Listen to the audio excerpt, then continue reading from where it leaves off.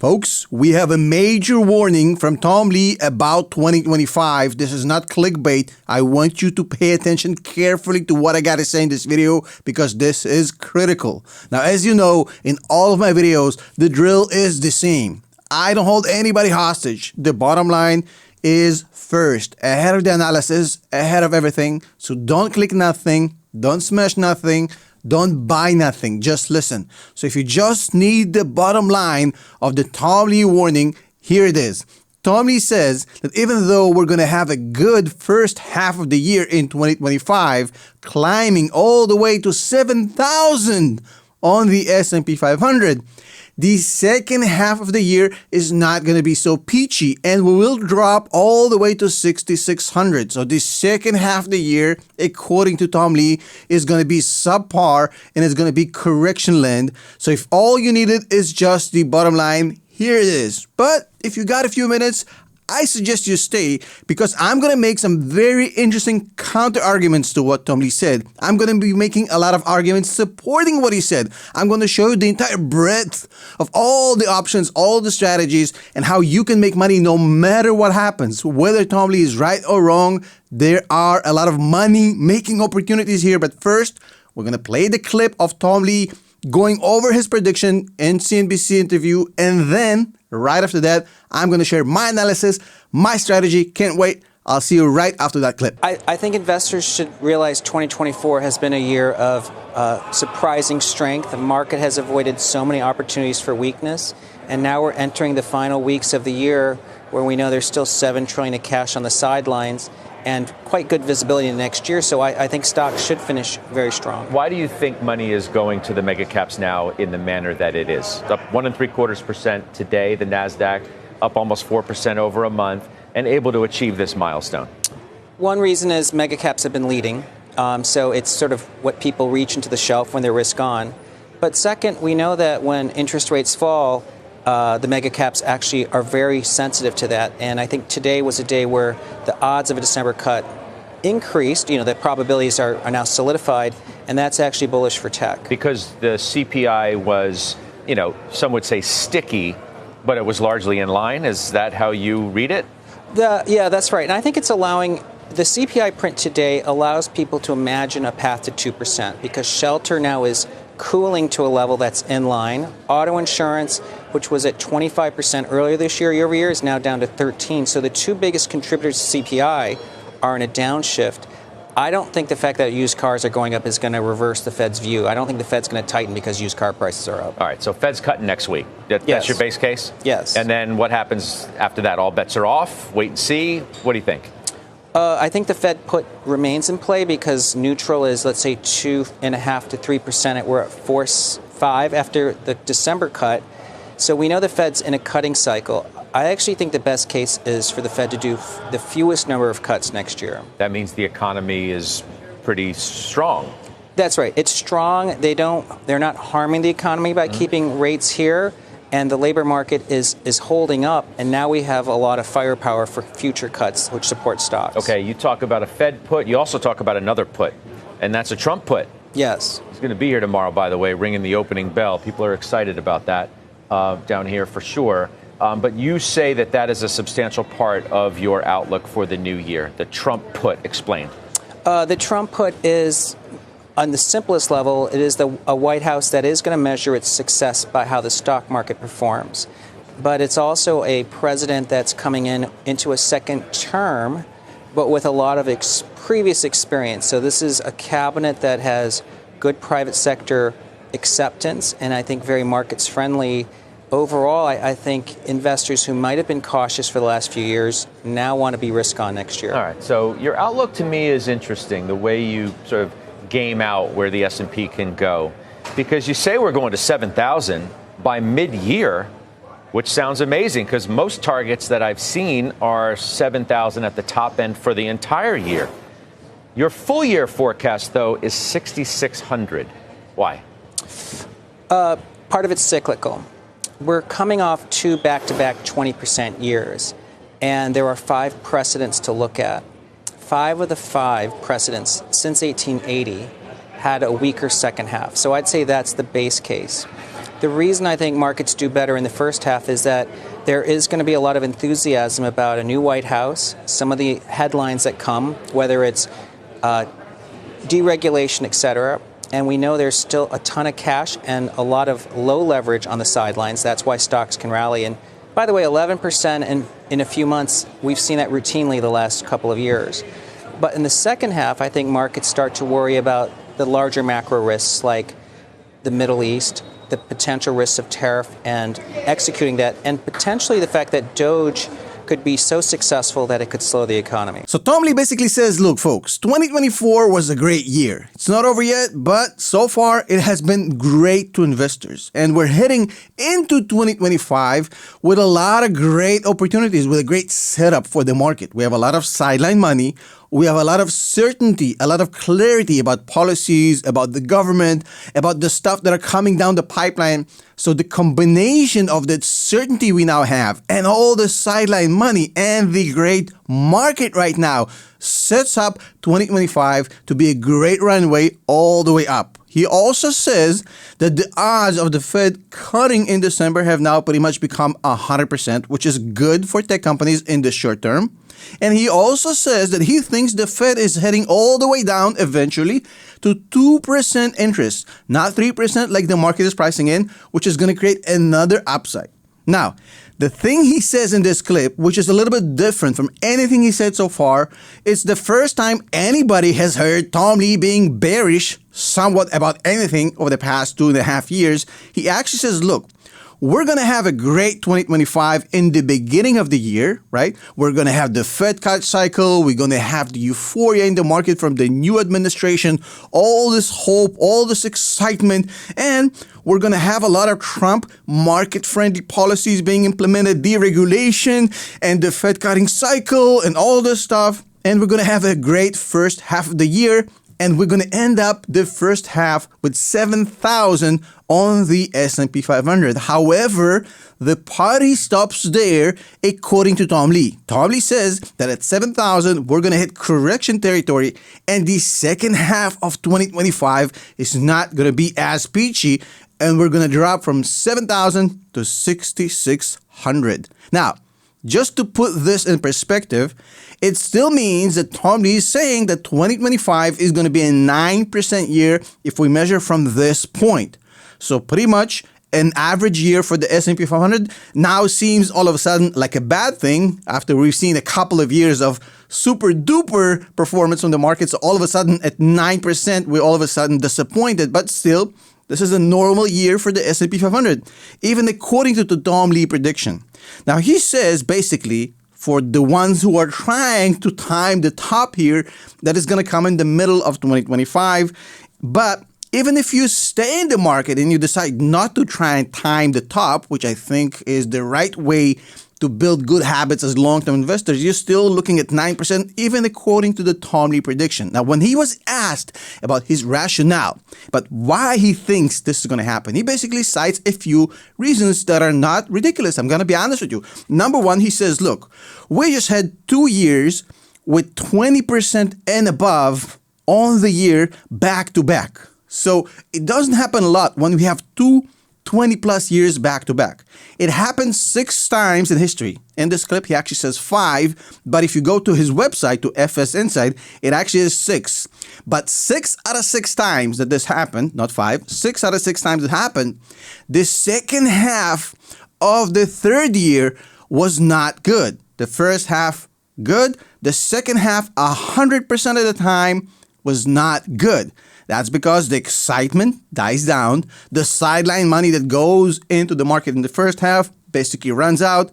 And statistically speaking, half 2 of the third year of a bullish cycle is usually the slowest of them all.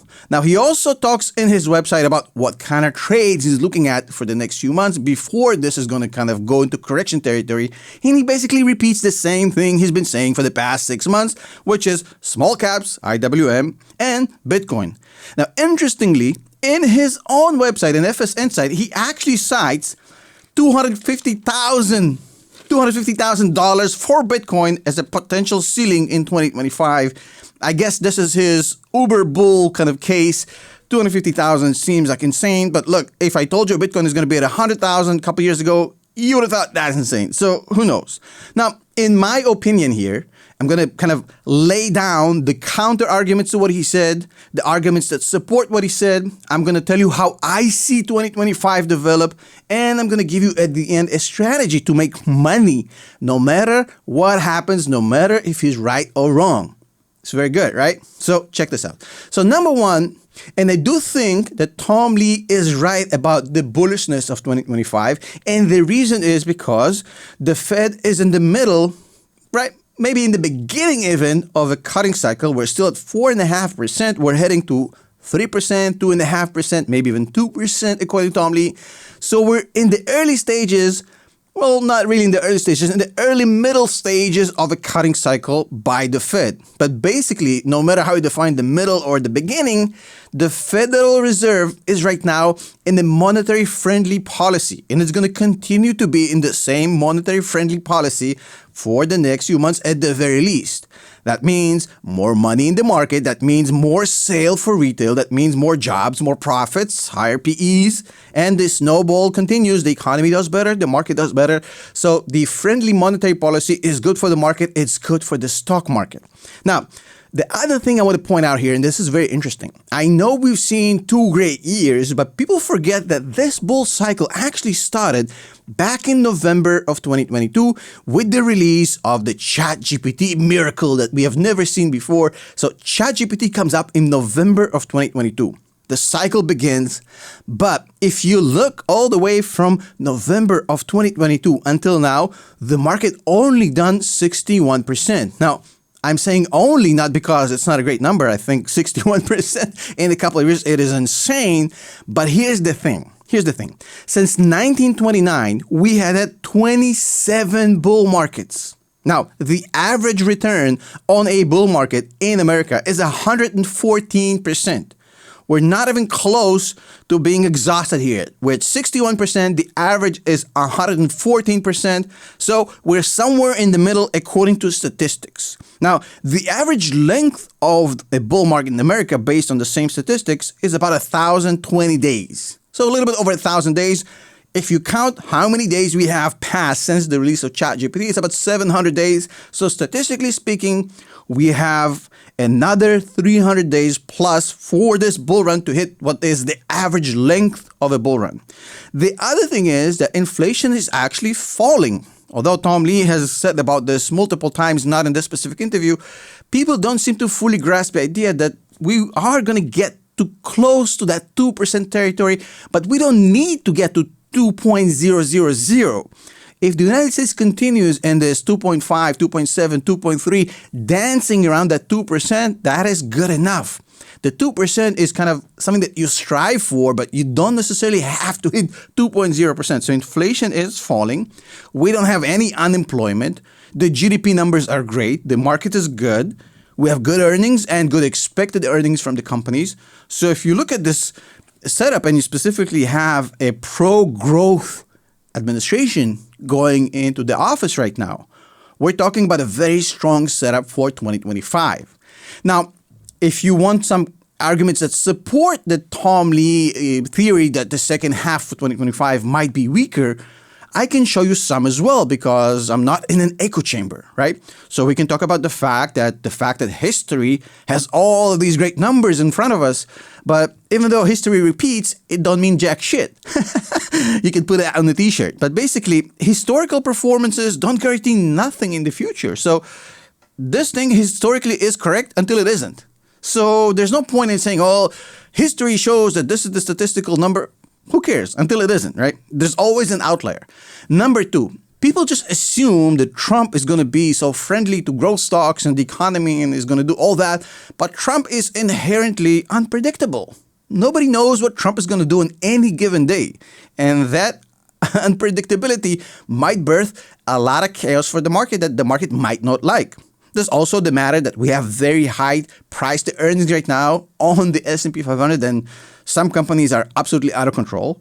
And we have geopolitical insanity, instability still going on, still unresolved. And the fact is that much like in 1999 when we have a bunch of pets.com, there's still a lot of trash within the AI sector. There's probably about 20-30% of great companies and 70% of free riders riding this until it pops like we had in 1999. So that as well. So if you take all of this into consideration, there's a chance that Tom Lee might be right. There's a chance that Tom Lee might be wrong. I agree with him that the general setup for 2025 seems bullish. I'm not about to engage in this attempt to time the market and to tell you, well, in June of 2025, the market is going to correct. No, I agree with the general notion of what he's saying, that the bull market is not going to last forever. And at some point, a market that goes 1 year, 2 year, 3 year, at some point it has to correct. Tom Lee is right about this. And is putting the flag on the middle of 2025. I'm not there yet because I believe in the fact that uncertainty, even though it's hard to accept, is the real way of dealing with this. I understand that I can't time the market, and even though I would really like for Tom Lee to be this crystal ball of predictions, he's not going to get every single thing right. So as a long-term investor, you really don't care if Tom Lee is right or wrong. Look, over the past 15 years, the S&P 500 did 700%, folks. And that with wars, pandemic, all the crazy things we have seen over the past 15 years, you have to understand that in the short term, and when I say short term, I mean a couple of years, a year, 2 years, 3 years, the market is pretty much like a kid with a sugar rush. Highly unpredictable, highly irrational, and very, very energetic. But if you go in decades, 10 years, 15 years, 20 years, the markets are more like a seasoned accountant. So the fundamentals, the good stuff, the good businesses, they win over the long term, and the crap basically fails and fades away like a fart in the wind. And that's the thing about long-term investing. It exposes the fakes and it exposes the good companies. Now, if you just started investing in 2014, let's not go 15 years, right? Let's go 10 years. If all you did is start investing in 2014, 10 years ago, S&P 500 was 1,800. It is 6,100 right now.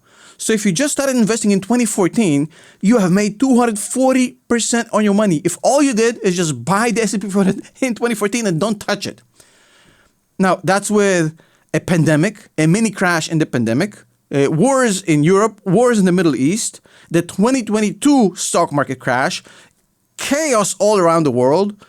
All of this, and still in the past 10 years, it's 240% if you just held it. And if you look at this from a statistical standpoint, you have to understand that even professional money managers, people who get paid to beat the S&P 500, get paid a lot of money.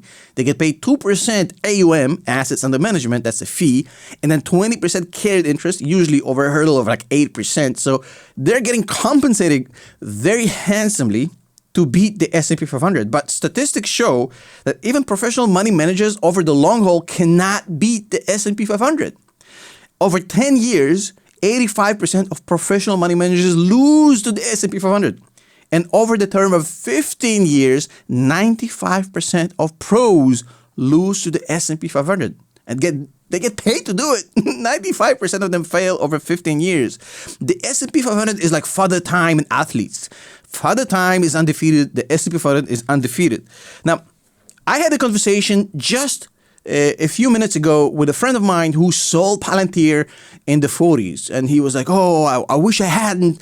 It was a mistake. I should have stayed in. And now it's too late. And I told him, look, it's not too late. It is never too late to invest in good companies. It's not me saying it. It's literally one of the greatest investors of all time, Peter Lynch, saying it, right? You cannot time the top and the bottom in the market in specific stocks. You can only do the one thing that's going to make you rich, but not in the way you want, in the way Warren Buffett explains. Warren Buffett says that everybody wants to get rich, but everybody also wants to get rich quick. If you are willing to get rich slow, it's almost guaranteed.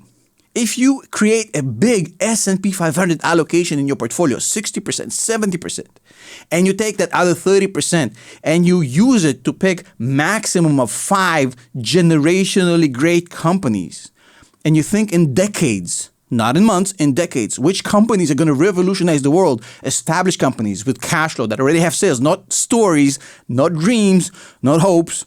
Established blue chip stocks that are the future. And you basically say, well, I'm going to use 30% to put on these companies, and 70% will be diversified across the US economy, which is undefeated. And then you do one little thing and you say, well, instead of making 240% in the past 10 years, I could have made almost double if all I've done is this. If all I've done is continuously buy the S&P 500, and if the S&P 500 drops 20% below the 52-week high, I'll go and I double down. Instead of buying $100 every week, I'm going to be buying $200 every week.